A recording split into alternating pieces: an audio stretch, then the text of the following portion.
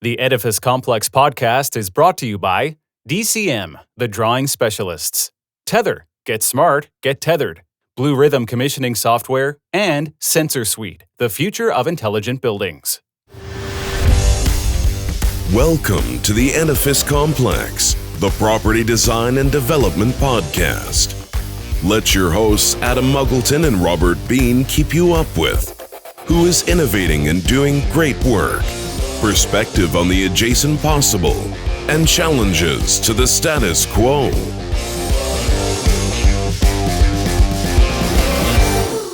Welcome to the Edifice Complex. I'm Robert Bean, your co-host and unofficial mediator. Here again with my colleague, official agitator, friend, and Yoda of most everything to do with buildings, Mr. Adam Muggleton. Say hello, Sir Yoda. Hello, Yoda. This is going to be an interesting talk. I found out talking with Dan earlier that we know a few of the same people when we were working in New York at the same time. So interesting times, right? Always a small world, our business. Absolutely. I've had the pleasure of presenting and listening to our next guest for many years at various industry conferences. Some of the notable projects on his resume, including the BASF U.S. headquarters, the museum in Washington, D.C., Hearst corporate headquarters, U.S. embassies in Sofia, Bulgaria, and Cape Town, South Africa, and the Clinton Presidential Library, the New York Times headquarters, and, well, we just throw in the Alcoa corporate headquarters as well. He's a graduate of Princeton University and Cornell University and is both a registered architect and professional engineer, which makes him really unique. He's an ASHRAE Life Fellow, a Fellow of AIA, and of course a lead fellow. He's held senior VP positions with the likes of Siska and Hennessy and WSP Flack and Kurtz. Another high achiever to the Edifice Complex podcast alumni. Welcome to the show, Dan Nall. Thank you. Dan, really, it would take our entire podcast to go through your accomplishments and contributions to the world of property development. We're not going to do that. Instead, our listeners, of course, many who are students, are looking for inspiration. They're interested in what forces that were behind your lifetime drive to learn and lead within the architectural and engineering community, because you've done such a great job. So tell us your story.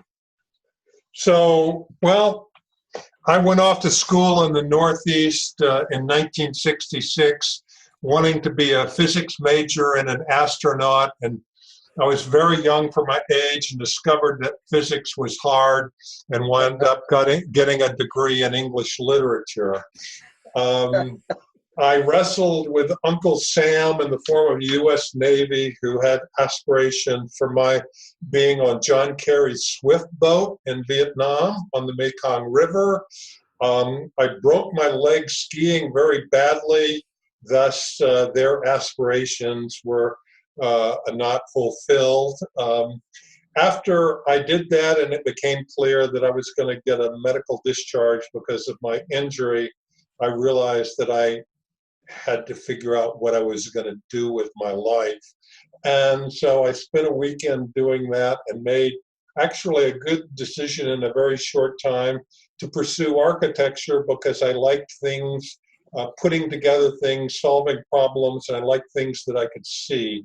As I got to architecture school at Cornell, however, I discovered that I was really good at solving problems, but not necessarily very good at making pretty solutions. And so wound up doing my work at Cornell in the program for computer graphics, where I wound up doing a lot of applications programming in good old Fortran 4 for thermal analysis of buildings. And ultimately, while I got my architecture degree, wound up being a much more technical person, spent some time as an energy consultant using energy modeling back in the very late 70s, which point no one else was actually doing that. Did some more programming, wrote a building equipment simulation module for a thermal analysis program that my employer at that time had, Berkeley Solar Group. Spent some more time as an energy consultant, and then actually became a a design in consulting engineer, HVAC designer in the early 80s, and that's what I've been doing ever since.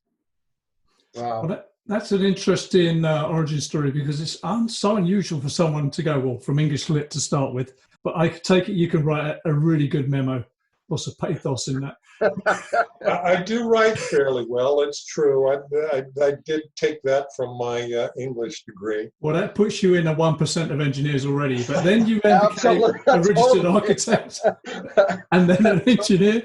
That is an unusual zigzaggy road, I have to say. Congratulations on that.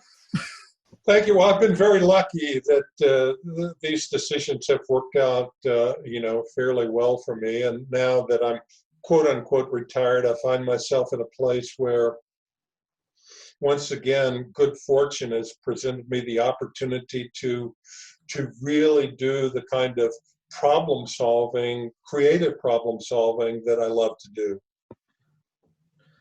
And the fact that you're a great communicator helps, and that, of course, your English literature degree is a feather in your cap for that. I mean, I've had a chance of presenting with you, and I've also had a chance to also see you live doing presentations, and you're always, great to listen to, and plus you have just a ton of experience. So, what's you do it the old-fashioned way, and people listen to you. So what was the commercial back in something? It was an investment firm. They had, I can't remember what their slogan was, something about people doing it the old-fashioned way, and it works. Yeah. Is that I don't remember what it was, but it's these two old grumpy guys are on a table. Well, there's three old grumpy guys here. But then, you know what? But I bet all of us, if we talked about technology, and all of us have gone up the technology ladder. I don't know if you guys are still up on the technology ladder. I came down years ago. I just found it too complicated, too time-consuming. It was parasitic on my brain and my social life, and ultimately have come back down and said, simple is good. I don't know. I think that's true. I mean, in this business, there are too many people who become fascinated with the newest technologies, and they become bound to determine to implement, a particular thing. I'm going to put a fuel cell in my building, whether or not it needs it, just because it's cool. And so, I've really kind of, with the people that I've mentored over the course of my career, really fought against that tendency. That really the most important thing is to sit down with yourself and try to figure out what actually is the problem that you're trying to solve in very simple first principles terms, and then. And this is actually something that I learned in architecture school, which has been extremely important to me throughout my career, which was that, and at the time when I went to Cornell, it was it was both high design and process oriented. And so we very much studied what I call the discipline of design, which is you do your research, and establish the context that you're working in, and then you write up a list of desired outcomes. These are the things that I want my solution to achieve. And then basically you come up with a hypothesis. In architectural terms, it's called your partie, your point of departure, that says, I think that this strategy is going to solve this problem and help me achieve all these desired outcomes. And that partie is a very kind of general kind of strategy. And then you start adding detail. And back in the day, you added detail by putting another layer of yellow trace on top of your original drawing and drawing some additional detail, you'd look at it and you say, does this help or does this hurt? If it helps, you left it there. If it hurt, you pulled it off and pulled it and threw it away and put down another sheet of yellow trace. And I remember, one of my architectural critics coming over my desk and looking down and seeing my part T and the things that I wanted to achieve. And he says, I think you got about a 3-roll problem there. three rolls of yellow trace to make this thing work. But that idea of not getting to detail or adding detail and testing each level of detail that you add to see if it helps or it hurts, and so that process is actually, I've found, be very different from what my engineering colleagues typically do. They typically, create a spreadsheet, a table with all the possible characteristics of the solution, and then A through F across the top, and then they grade it, and then they add it up, and whatever the solution is that gets the highest number is the winner. That's a very numerical, quantitative way to go at it, but it doesn't necessarily ensure that you achieve as many as possible of the desired outcomes that you want to achieve. Yeah, I totally. Sorry, go ahead. I totally agree with you on that, and I'll never forget this project. And we all have these projects that we remember, and we did exactly what you just said, Dan. We did all these possible solutions. We graded them all, came up with what we thought was going to be a work, and then we said, okay, well, we can solve this problem because we are engineers, and there's no problem we can't solve it. But when it came down to actually implementing it, it required a whole bunch of customization. Mm-hmm.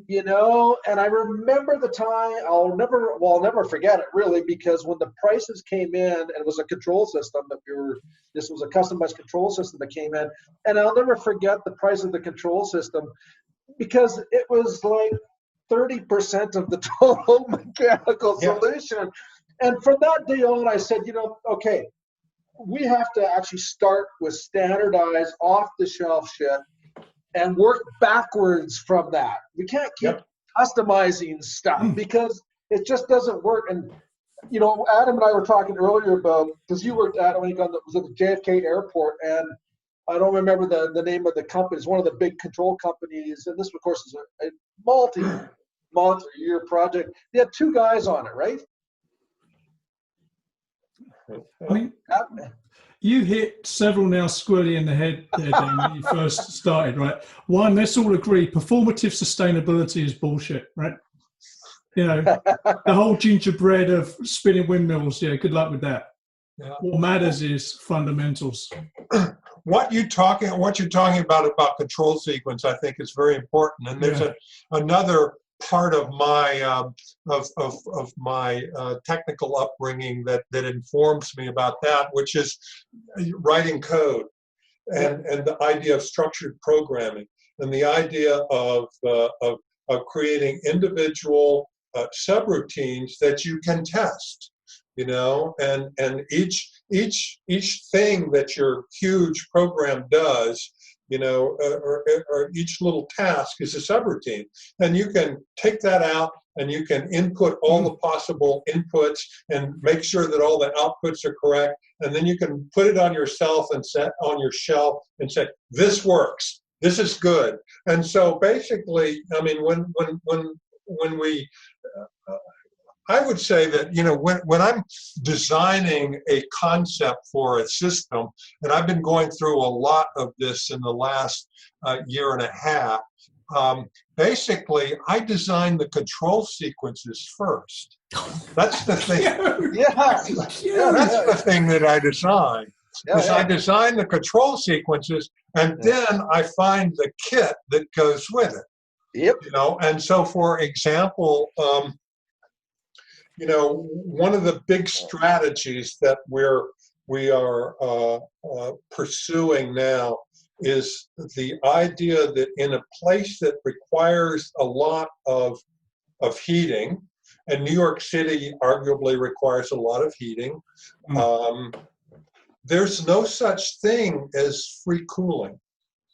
What free cooling is throwing away the heat that you could probably use as a resource for conditioning your perimeter and heating your domestic hot water.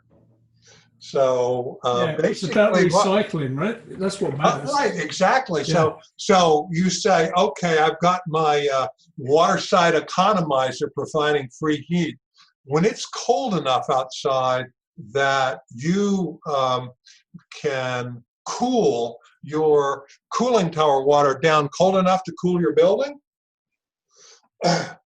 you're probably a lot better off running your chiller and taking the 95-degree water that it can make and using that to heat your perimeter or preheat your outdoor air or whatever you're doing. And so we've been pursuing this strategy.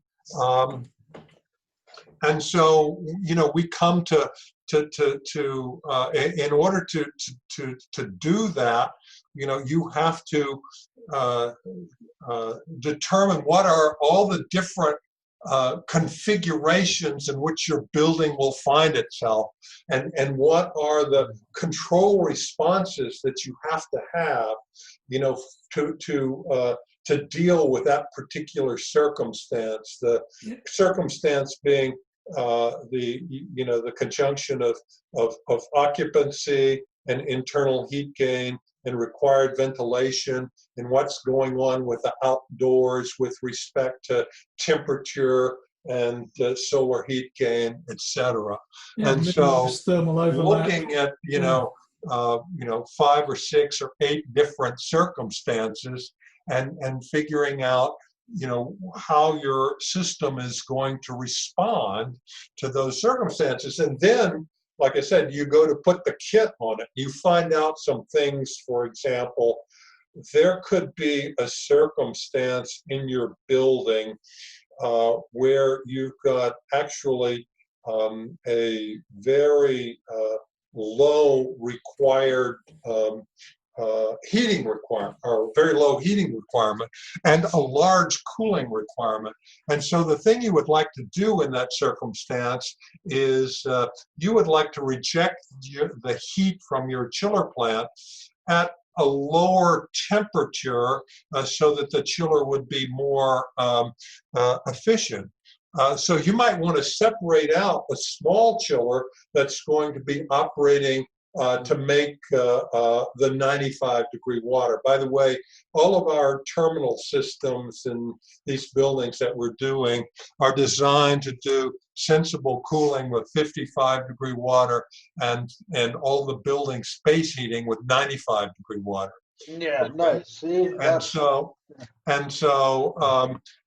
then you will find out that, this little chiller making this smaller amount of heat, if it's a centrifugal, it's not going to be able to operate at less than 50% part load and have the lift from the required chill water temperature to your 95 degrees. So we're going to have to make that our pony chiller, which also meets small cooling loads and meets small heating loads, is going to have to be a positive displacement device, so that it can operate at low part loads with the required lift. But we came to that conclusion about the kit that we needed after we had created all the different scenarios in which the building had to operate, and what were the sequences that were going to deploy this kit. Yeah, I mean, the dirty secret of design is that no one talks about is most systems run at half or 60 or 70% load, right? I'm a big fan of having right size seasonal equipment, right size two chillers. The trouble is when you get to value engineering, that starts getting tough, right? Well, and that's true. I mean, the big thing that's getting value engineered in our projects in New York right now is everybody, their initial aspiration is get rid of burning all fossil fuels in the building. Right. But what happens is that, and there are a few electric air-to-water heat pump products out there that can make 95 to 100 degree Fahrenheit hot water when it's 0 degrees Fahrenheit outdoors. But there are not that many. There are 3 or 4 manufacturers who can do that, and those products are extremely expensive. Yeah. So, but what we found is that by doing this condenser water space heating, is that the actual annual load on our hot water loop is reduced by 2/3 to 3/4, so that it becomes significantly less important what is the what is the carbon footprint of your supplemental heating, because you've managed to reduce that significantly. Most of the building heating and most of the domestic hot water is being provided by heat which you have harvested from the interior of your building. Oh, nice. So in terms of New York, there's a lot of recent legislation, right, about they're really doing some solid work, actually, some yeoman's work, because they're trying to really address the existing building stock. I mean, everyone gets excited about new buildings because they're sexy, right?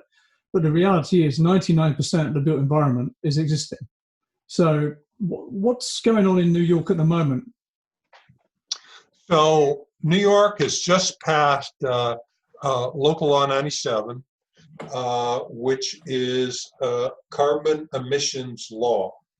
And it's scheduled to phase in at various levels of, or decreasing levels, shall we say, of strength or of allowances over the next 15 years or something like that. And so I think the first, I may be wrong about this, I believe the first metric limitation will come into play 2024. I think that's the way it's set up currently. And if your building has carbon emissions more than what's allowed for your building type, you'll pay a fine. And I can't speak to what exactly are the levels of the fines and that sort of thing at this point in time. But a lot of building owners are scrambling with their new buildings and with their existing buildings to figure out how they're going to comply with Local Law 97. Now, there is, and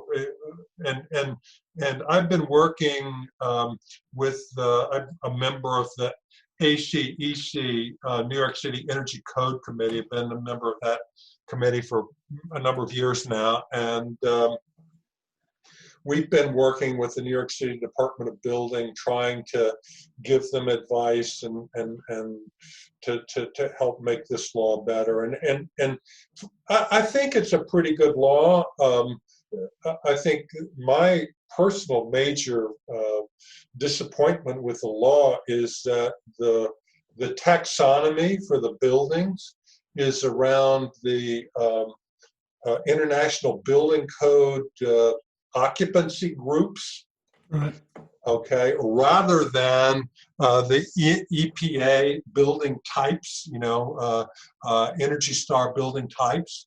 The Energy Star building types are organized around, having a relatively similar energy performance, whereas the IBC occupancy groups are oriented around fire hazard, life safety, exiting, those kinds of issues. So you wind up within an individual occupancy group, getting something like a full service hospital and a skilled nursing home in the same occupancy group. But obviously, those things are going to have very different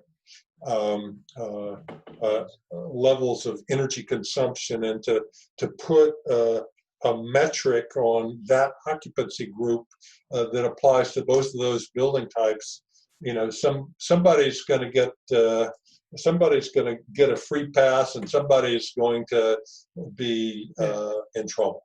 Yeah, yeah, it's a big brick, right, to hit. Yeah, hit a big problem, but the brick is huge.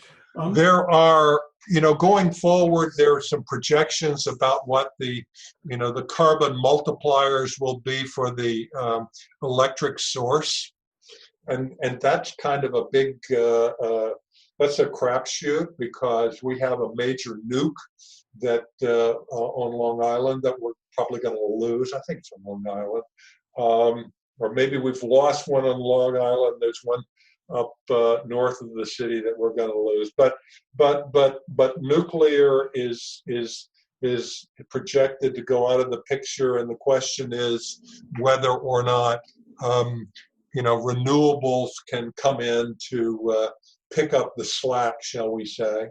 And of course, New York City does have a significant hydro component from upstate New York and Niagara Falls and that. So our carbon multipliers are not as low as the Pacific Northwest, but they're not as high as Ohio. Right. That's interesting.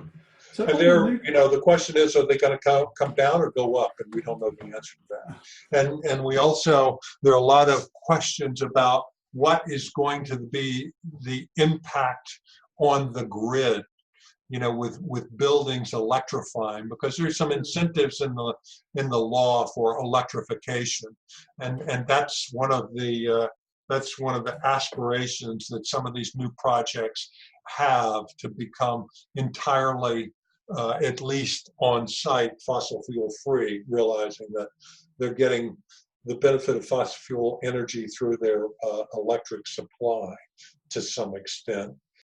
The Edifice complex will continue in just a moment. Can you find the drawing and supporting documents you need in less than a minute? Now you can with Echo. It's simple. Just type what you're looking for and press enter. Echo knows your building. Speak with a drawing specialist today. Ask about our special offer of painless onboarding plus 6 months free with Echo. Visit podcast.thedsoffer.com. That's podcast.thedsoffer.com. Robert, I have questions. Why aren't our buildings more like cars? Shouldn't our buildings warn us if something is wrong and could impact our health and safety? Why can't our buildings tell us how efficiently they're working? Why? Well, they fit, Adam, and they can. Our philosophy is designed for people. Good buildings follow. This whole indoor environmental quality thing is becoming real important all around the world. Well, Tether have developed a mobile access property identity engine, and that enables landlords and property managers to monitor indoor environmental quality metrics plus energy consumption. It's all about making better decisions based on real-world information. Get smart, get tethered. For more information, go to tether.co.nz, and you can also hear from Tether CEO Brandon Van Blurk on our June 2020 episode of the Edifice Complex podcast. And now, back to the show.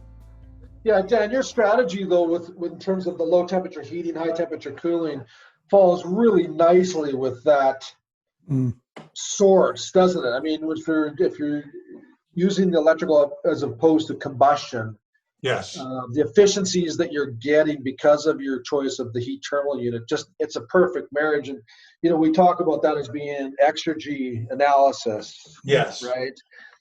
Yeah, and Adam and I have talked about exergy before on the show with other guests, and we're really hoping that, as time moves on, that we'll see a larger understanding, a broader understanding of these principles, because it doesn't get any better when you can get hydro-based power sources, with high temperature heating or high temperature cooling, low temperature heating, the efficiencies that you get, like there just isn't a better combination. Well, and the process of getting from there to where we are now, it's kind of interesting, because the first perception that the strategy that I pursued was, and this is a known strategy, is separate the process of ventilation / dehumidification from the process of sensible heating and cooling. Okay, you want two knobs, not one, right? You know how radical that thought is? How basic and radical at the same time. And so one thing that we know is that in a really well-built building, the primary source of internal latent load are people sweating and breathing and putting moisture into the air, right? Yeah. And the more people you have, the more ventilation you need. So if you dehumidify that ventilation air, you've got a linkage there. If you got more people, they need more outdoor air, and you need more dehumidification. So let's just have more mass flow of that dehumidified air.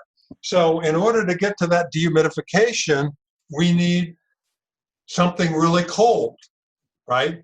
But if we play our cards right, we can do the sensible cooling in the space with relatively warm water. So basically, about 5 years ago, I worked on a very large project where we had a dual temperature chiller plant. So we had a chiller or two that was making 42-degree chill water, and a chiller or two that made 55-degree water, and then we had a chiller in the middle that could go either way. Okay, wasn't great at doing either one, but the miracle was he could do both. Whereas the 42 was optimized for 42, and the 55 was optimized for making 55-degree Fahrenheit chill water. And so then in order to avoid the fan energy penalty of blowing so much air, looked at, our delivery devices to the space make really robust coils, 8 rows and 10 fins. And and by the way, if you put 55-degree water into that coil, you won't be getting any condensing, so it'll be a dry coil, and the pressure drop across that dry coil will be about 35 to 40% of what the pressure drop would be across a wet coil. So your fan coil, your standard fan coil motor, can blow or pull through this 8-row 10-fin coil, especially if you size it for a face velocity of 375 to 400 feet per minute.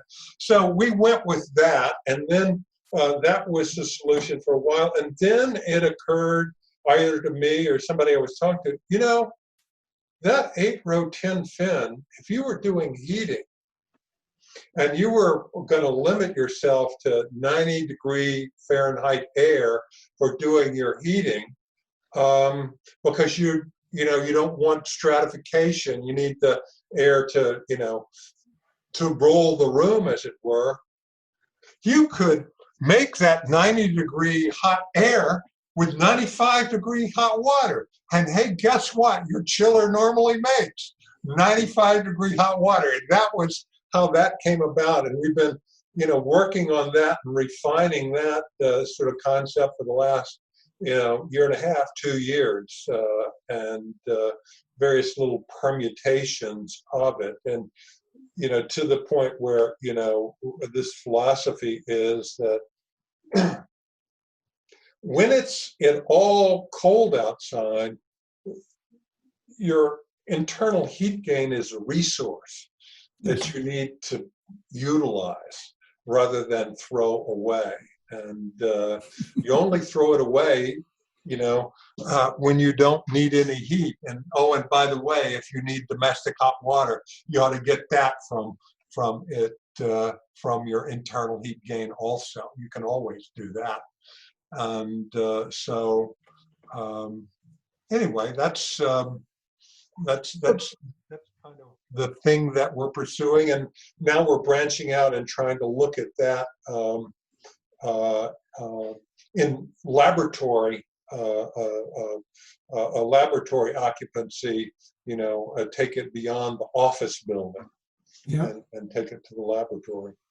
I mean, and what's interesting about that whole concept is that then can drive architectural decisions, right? So if you know what your fluid temperature limitations are by your equipment, well, then working backwards, you design the architecture to work with those low temperatures, or in heating, or high temperatures in cooling. And that's exactly right, because what happens then is that you really can help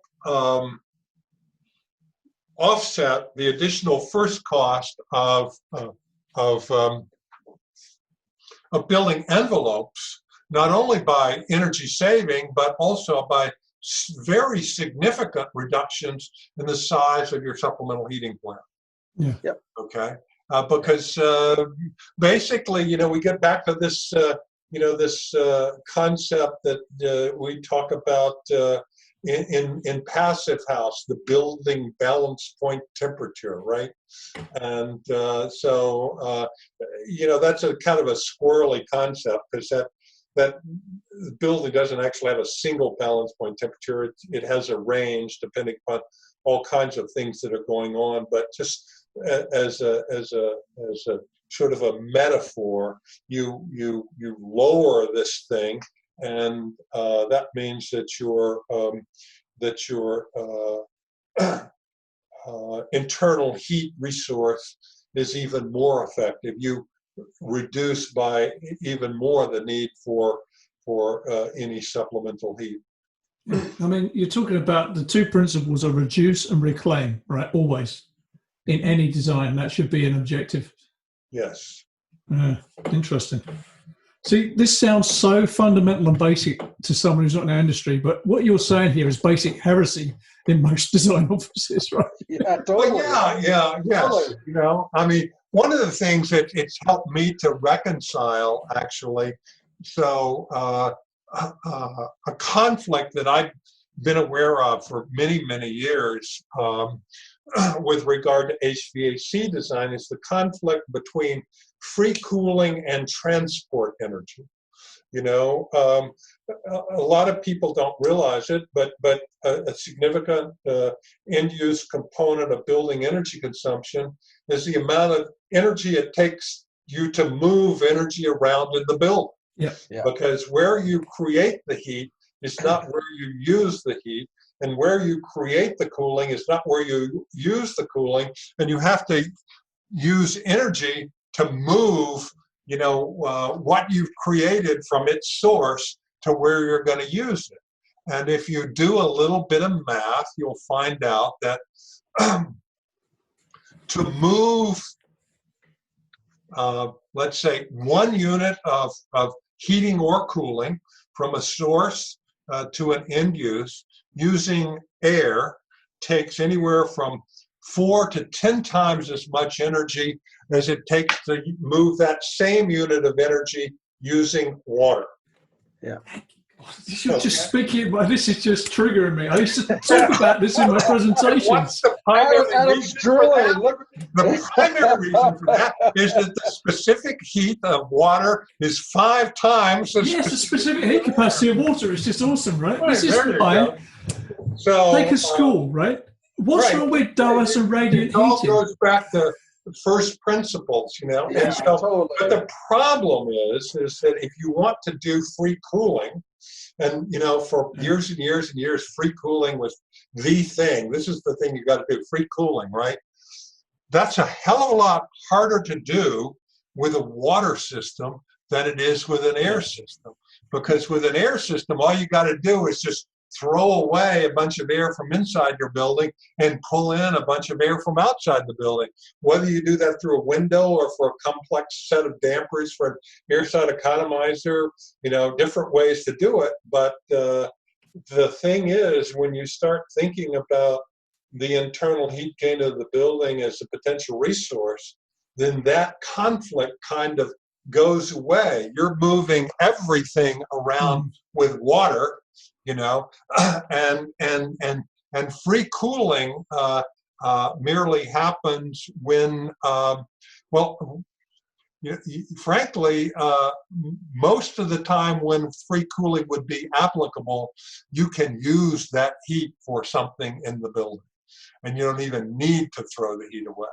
You know what free cooling looks like in a radiant system? It looks like, say, underfloor cooling using 55 degrees seawater, or even higher, right? I mean, I'm sorry if I'm terrible with Fahrenheit. I'm a centigrade dude. Yeah, right. 55F water, yes. Sorry. But I did a job in the Hamilton in Canada. So it was AAA office and labs, displacement ventilation, radiant heating and cooling, heavy mass concrete building, solar thermal, solar wall, heat reclaim on everything. Dude, that sucker was so energy efficient. It was crazy. Yeah. Well, I mean, we're looking at if we're doing 55 degree Fahrenheit chill water, and we've got let's say a magnetic bearing compressor with inverter driven, we're looking at an IPLV of mid to high 0.2s. I mean, it's crazy. It's amazing. It's 0.28 ish or something like that. It's incredible. Whereas 10 years ago, making 44, 42 degree chill water, we're looking at IPLV of 0.4 plus, right? So someone listening to this podcast who wasn't sort of in the biz would say, well, this all sounds sensible. Why doesn't it happen? Mm-hmm. Now, in the past, it didn't happen because, let's take corruption and cronyism out of it for a minute, which is rampant. We're talking about supply chains. If you're first cost driven, supply chain dictates choice, right? You may as well just go straight to size in their handy unit and stick that sucker on the roof. However, today we are at a confluence of more awareness of energy use and energy efficiency, climate change, I hate that word, let's call it something else, but people are aware of that. But also we're going through this pandemic now, and there's a focus on schools and fresh air and proper filtration. I'm just wondering if we're at a point where some real change could happen in building design, where the sort of systems you're talking about here could actually be implemented, DOAS, radiant, proper filtration, UV, high levels of insulation and high quality construction. Do you think that's possible? I think so. And this goes back to, I have a history of doing lots of different building types, but one of the building types I did back in the day were archives and rare book museums. And in those facilities, you're required to have a certain number of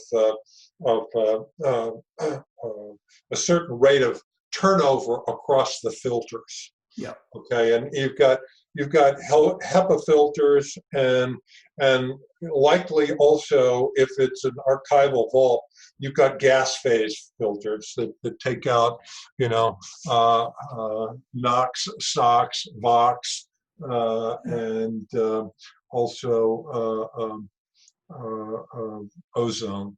And so in that circumstance, you're also doing rigorous humidity control. So you basically wind up with a system necessarily where the humidity control function is separated from the turnover of air across the filters. Okay, and so it occurs to me that same situation is relevant to the COVID era. Absolutely. Despite what our politically motivated leadership at CDC says, as Robert, as you've been aware from my rants on Facebook about it, it's very likely that aerosols are an important component of COVID transmission, depending upon the environment. Yeah. Okay, outdoors, maybe not so much. But outdoors, it's just people spitting on you or shaking your hand or something, right? Indoors, if you've got poor ventilation, it's very likely that aerosols are important. And what's happening is that the concentration level of the aerosols is rising, because of the poor, and reach an equilibrium. And it's a standard, mass balance control volume engineering problem from Engineering 101, right? Yep, and totally. So what you want to be able to do is to keep a high turnover of air across the filters, right? And so and that will lower the equilibrium concentration. Given you've got emitters in the form of people, and you've got an extraction in the form of a mass flow through, and we're making that mass flow clean before it comes back. So, but what that says is this idea of with the standard sort of office building system that we're using, where we've got these fan terminals, which are draw-through fan coils with ECM motors, and the big coils, and we take outdoor air, which is very dry, a dew point temperature down around 45 degrees Fahrenheit, and we do that with an energy recovery dedicated outdoor air handling unit. It's got an energy recovery wheel. It's got a passive desiccant wheel. So we can use our 44-degree chill water to make 50-degree or 51-degree air off the coil. The passive desiccant wheel drops that down to 45-degree dew point, raises the temperature up to 62, so that we can supply our small conference rooms without using reheat, a lot of stuff like that. But what we had been talking about was those fan coils, they got the ECM motors. What we would be doing, is they would become variable flow. But in the COVID-19 era, we basically, with our low face velocity across the coil, we put a MERV 13 or 14 filter on that, and they're not variable flow. We basically control cooling or heating with the control valve on the coil, rather than changing the airflow. There is an energy penalty there, obviously, but it's not huge, because the pressure drop across this fan coil is relatively low. Yeah. And so we can get that constant turnover of air across the filters and still be able to modulate our sensible heating and cooling with the coil that's in the fan coil, and maintain our dehumidification with the very low dew point temperature that's coming in with our ventilation air from our dedicated outdoor air handling unit. So this may be... Yeah. So it just made me think about cells, valve authority, right? So I agree, constant volume across the fan coil unit, but everyone please just do a valve authority calculation and size that valve, please. Otherwise it's an on-off valve and none of this works. Let me tell you, we did that. I did that. I did the study on the turn down ratio on the control valve, looking at, and so this goes back to, what I talked about level of detail in another sheet of yellow trace. Somebody mentioned that, and so went through studying fan coils with a high outdoor air fraction, low outdoor air fraction, looked at them in heating, cooling, neutral maintenance, and so on and so forth, and determined that we could throughout the entire spectrum of heating and cooling requirements for this fan coil, our turn down ratio was not more than 30-1, which we should be able to do with a conventional valve. So just a note for our listeners, in this hour, you have gotten a year's worth of engineering school. And it didn't cost you a cent. Just Dan giving up his time. This is good stuff, really. This is real life application stuff. Yes. So, but the idea, one of the good things about the environment that I'm currently in, with a lot of good and competent people, issues are brought up, and then we, very specific issues, and then we study them and we use the right tools, and maybe this particular level of detail doesn't work and we need to do something else, looking at for example, heat recovery from exhaust streams in which you can't use a wheel. Okay, so that would be laboratory hood exhaust. That would be, but the big deal is kitchen exhaust. One of the things I've learned we're learning about laboratories is that for most laboratories, the hood exhaust is actually a small fraction of the total exhaust, because there's a required, unoccupied 4 air changes in the lab space and occupied 6 air changes, and what with modern hoods where the sashes are not open that much and blah blah blah, that actually the fraction of the total exhaust that going across the hood is relatively small. By small, I mean, maybe 15% or something. The rest of that exhaust for most laboratories from the room can go across the wheel. So you don't really need to do the runaround coil type of thing. And we studied that, found out it just wasn't cost effective to put the runaround coil just on the lab exhaust. Plus, you got into some real problems when it got really cold outside, because you will wind up frosting the primary coil in the exhaust string. Okay.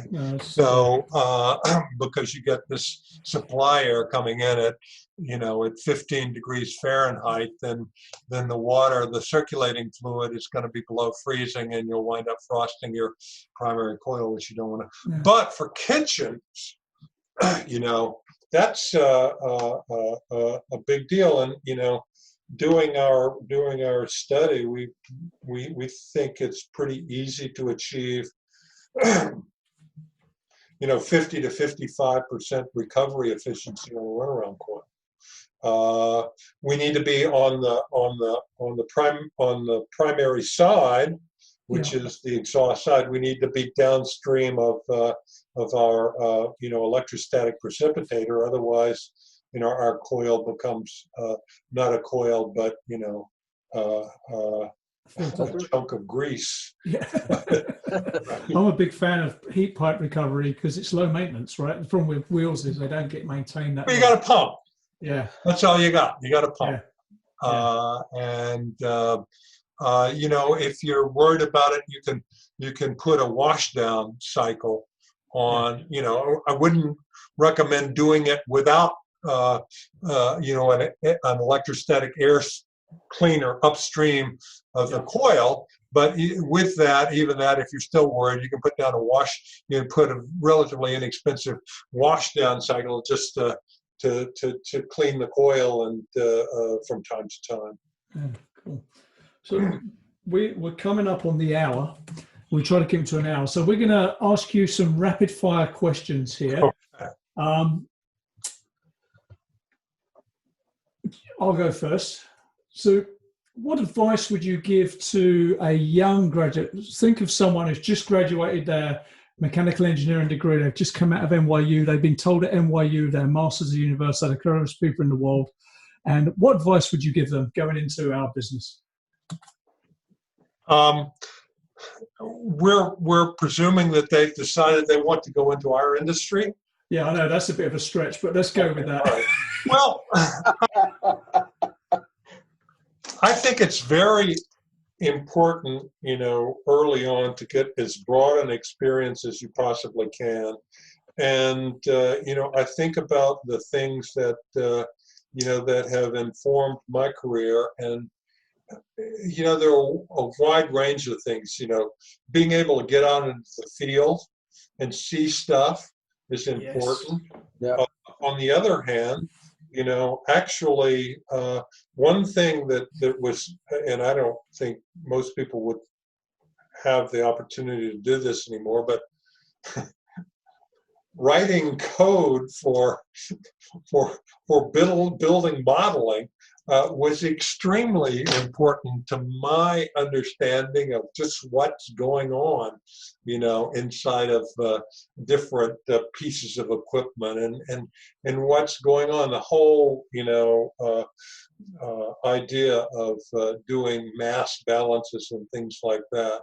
So somehow or another, there's this sort of the mixture of keeping first principles in mind. Yes. And at the same time, getting in the field and seeing stuff and seeing it get built and seeing it not work right. And have the pipe fit to learning how, 3 times a day. what can go wrong and how you make stuff work right. So, if they go to work for a firm that has some that has some commissioning, for example, a capability, not to work not only in design but also in commissioning both, because the broader your base, the more the better engineer I think you'll be, and never lose sight of those first principles and keep making little spreadsheets that, and maybe even if you can draw the control volume on Microsoft Excel. A lot of the spreadsheets that I still do, doing, analysis, for example, of what is the required dew point temperature for this ventilation airstream to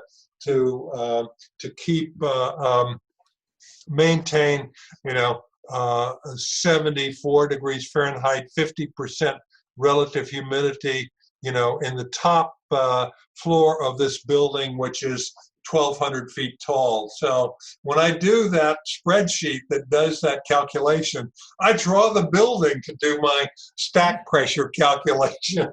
I draw the room, using the outlines, and I don't necessarily put the people in there, but I put 20 people at, 200 BTUs per hour, which, by the way, is about 0.5 pounds of moisture, and so keep doing that kind of analysis to help you understand fundamentally what's going on. That it isn't, despite the fact that you deal indirectly through the equipment with these things, to keep in your mind and with your calculations, really what's going on from a first principle standpoint, heat transfer, mass balance, all those kinds of things. Damn right. So Dan, let's just say you're 200 years old. You're looking down upon the world, and architecture has evolved to what you wanted to see when you were a practicing architect and engineer, 140 years earlier. And architecture changed because of the words that you left behind in your legacy. What were those words? The words that, what did architects hear from you that made them change the way that architecture was done? That made you happy when you were 200 years old? well, I think, it goes back to what I said about the discipline of design. To design your projects based upon a set of desired outcomes. And those desired outcomes, some of them could be like save the planet, but some of them could be like come in under budget, make the client happy, those kinds of things. Be accessible to everyone from an architectural standpoint. There are lots of different design desired outcomes, but the thing about that process is that it keeps you always aware of what it is you're trying to achieve. And yeah, during the course of the process, you're going to have to give up on some of those desired outcomes, but you need to be aware of that, something has come up. It's not going to be possible for me to satisfy both the desired outcome to be within the budget and the second outcome, which is to be the most energy efficient building that there ever was. Okay. But the point is that if you go through a process like that, you are always aware of what you're going to achieve and what you can't, what you may save for the next one when you know more, when the technology is better, when you have a different client with a different budget and so on and so forth. But that's the advice that I would give. And what I think is that if architecture were pursued in that fashion, and that presuming that that most architects are decent, and engineers both for that matter, are decent human beings, and that the list of desired outcomes, is partially pragmatic and partially aspirational, that certainly our built environment would continue to improve.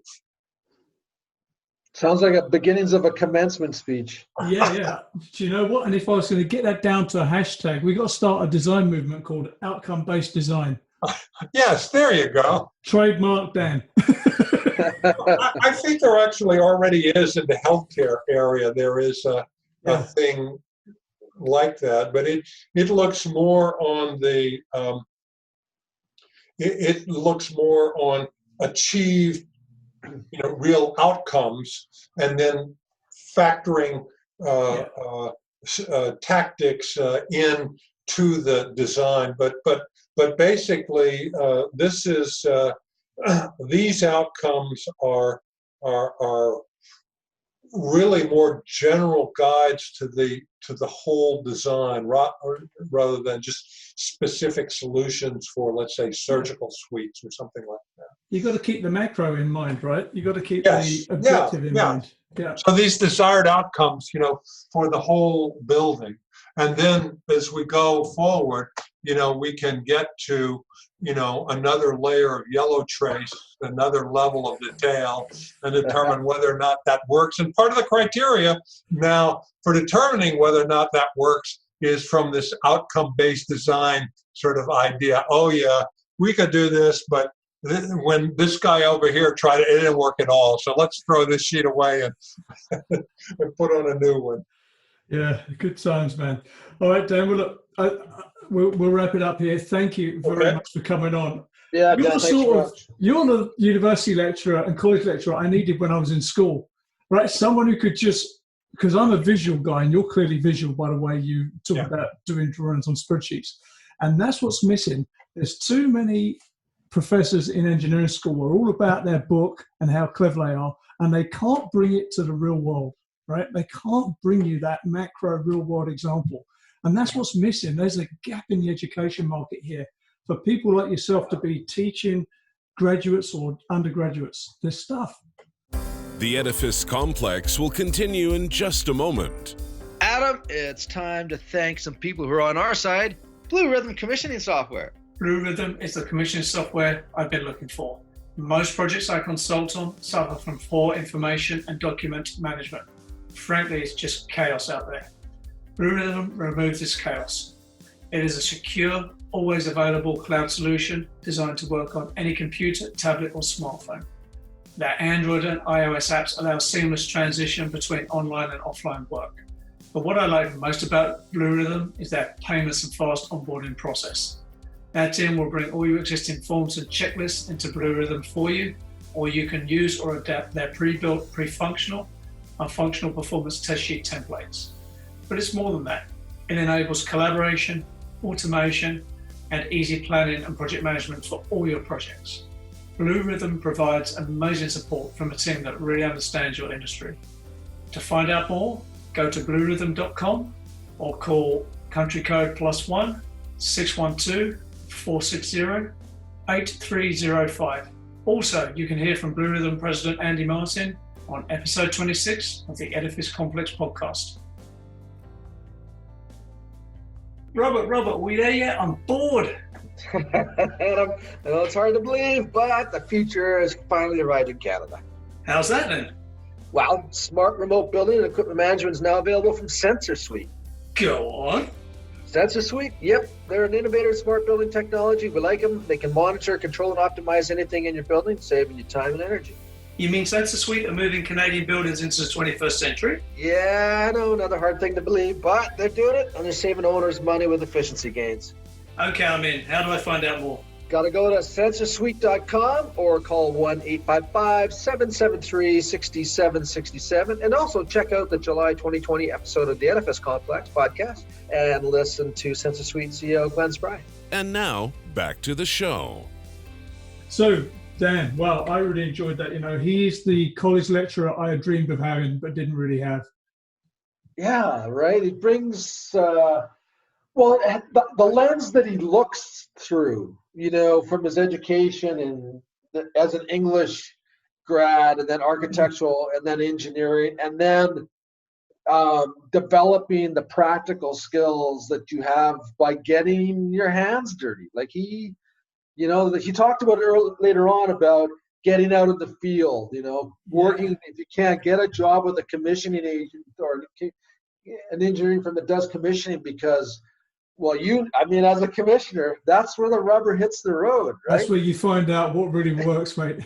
When there's 2 weeks to go till opening.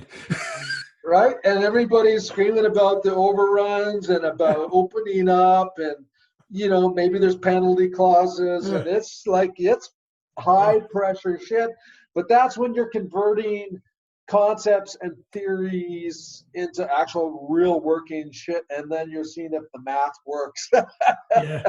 That's where theory and math meet real world, consequences, totally. Right? That's just a collision. You can't run from it, and that's the thing about commissioning, right? Is that you cannot run from it. Like that's in your face, and it either works or it doesn't, you know? Well, someone said to me once, I hate it when you guys come. He says, because everyone who's made those mistakes have moved on, and I'm left here holding the bag, and you're kicking my head every day. Totally, right? Yeah.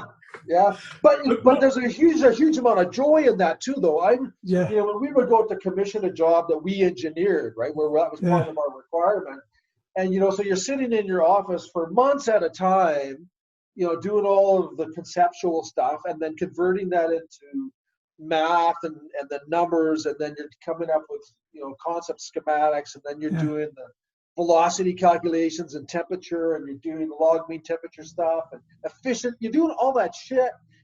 And then when you go out to the job site and you start doing the valve authority or verifying it, balancing the systems out, watching the temperature profiles, watching the pressures change as they're supposed to change. And when you sit back and you see everything do what you calculated, There's no better feeling. I tell you, man, it's amazing. And with the technology now with BAS, like if I look at a BAS train graph and I can see the valve hunting, I know that authority is wrong on that valve. I can tell that within a second of looking at that graph. You know what I mean? Yeah, totally right. Dan spoke about something that's really important that engineers really don't appreciate, I don't think, in our business. So he was talking about design technique and style, right? So he has a design process, like a first principles, keep it outcome based, keep it visual, always checking back in when he's doing the calculations to the big picture, the macro picture, the objective. And I think a lot of engineers lose that sometimes. They get so stuck into the energy model or the spreadsheet, and they don't get their head out enough and think, is this really right? Because that spreadsheet, once you start it, it takes you down this path, right? And you're looking for that box at the end with the number, and it's like, boom, coffee, next one, right? And there's no iteration back to what is the big picture here. So, his skill stack of English, architecture, and engineering is almost perfect, really, to be a design engineer for a building, because you're considering everything, right? Yeah. Beginning with the end in mind, you've got that architect's mindset. What I say sometimes when I speak is, I say to architects, you and I have something in common, right? We are interested in the outcome working properly and looking great. We're mostly interested in it looking great, to be fair. Hashtag burn architects. We're interested in the final product. Whereas if I'm an electrical engineer, I'm in my silo, I'm selecting things, I'm designing things, and I'm not really getting out of that silo too much, right? And the other thing I say to architects when I speak to them on message, you architects will affect the mechanical sizing of this plant, the sizing of the chillers and the boilers, way more than any mechanical engineer will, because your decisions will drive the size of those things, right? Absolutely. And again, that gets lost. Whereas if you take Dan's approach of keep iterating back to the big picture, right? You're thinking about that, right? Yeah, totally. And I think the computer jockeys, Peter Simmons, simulation jockeys, use that terminology a lot. But you're right. They get their heads into this box and they're playing on the keyboard and the mouse and they're spreadsheeted out, and it's just like their whole internal drive is to produce this spreadsheet that just for them is the art of the science. And there is an art to that. We've talked about that in previous podcasts. But until you step back, close the computer and look at what does this mean in the bigger picture, you're not really contributing in a holistic way. You're just a cog in the machine. And I think there's a huge value to the approach that Dan talked about. Step back, look at the big picture. How does this all work? See, what struck me most when he was talking was, to some people, what he said was heresy, and to me, it was beautiful. Totally. Because it was correct. Because the only thing I've come to realize as I get old, and I'm very old, the only thing I really respect is excellence and competence in anything, right? Yeah. If I see something half-assed, it just drives me crazy. Yeah. Maybe I'm a psycho and a Nazi, as some people pointed out. But the point is, take a Porsche, for example. I have a soft spot for Porsche, but they are a thing of beauty. That art, that engineering, everything is in that thing, right? Yeah. And even a car now, like just take a Ford Explorer. That thing is an engineering marvel, right? And not necessarily too ugly. That is what engineering's about, right? It's about getting that outcome, but that outcome has to represent a form of excellence, right? Yeah, and if you think about the automobile industry, I mean, they were tested many decades ago on their excellence, right? And consumers basically said, like, we're done, And so now you had like Consumer Reports. You had what's the quality assurance award every year? J.D. Powers. Yeah, and you got a lemon law, right, in the U.S. You got a lemon law. Yeah. So all of these things came into play because the automobile industry basically let society down. Yes. Not only in terms of the economic penalties that they left behind in people because the materials broke down, didn't work, but there's also the crap that went on in terms of sustainability principles. They were all ignored. I mean, It was all ignored. The outcome was horrible. It was unsafe. Think of Ralph Nader, right? Yeah. They still hate him to this day. What did that poor guy do other than save hundreds and hundreds of people's lives?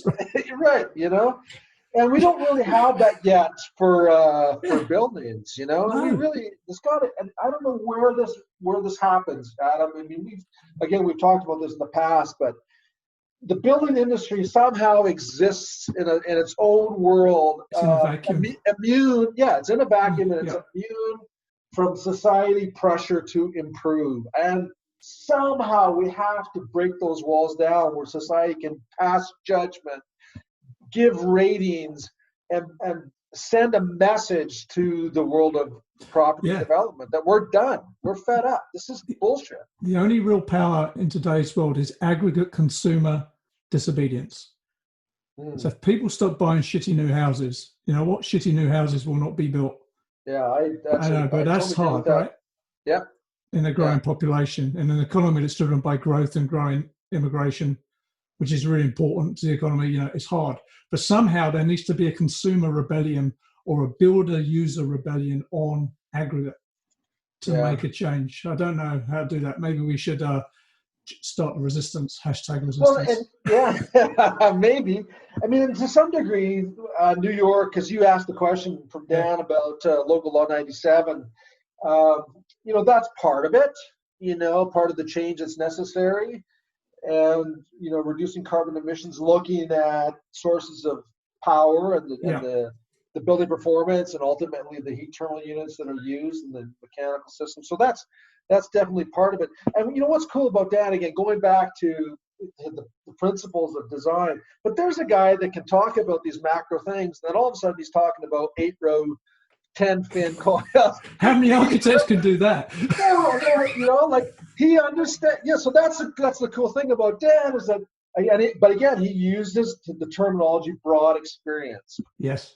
And we've asked many guests in the past, in terms of advice, and we talk about Marcel Hartman, for example, and you use the term stacked education or stacked experience, and Dan represents that, like many of our guests do. Yeah. They've got this stacked education, stacked experience, broad experiences, and it allows them to be able to look at these challenges from a macro perspective, but they also get the pixels, They can look at the total picture, but they understand each of the pixels. That's powerful stuff. You know what, that stack experience, Dan, like a lot of people our age, he got that stack by accident. I got my stack by accident. I just bumped into things and did things. And then fast forward 40 years, you have the skill stack, right? And he's the same. Yeah.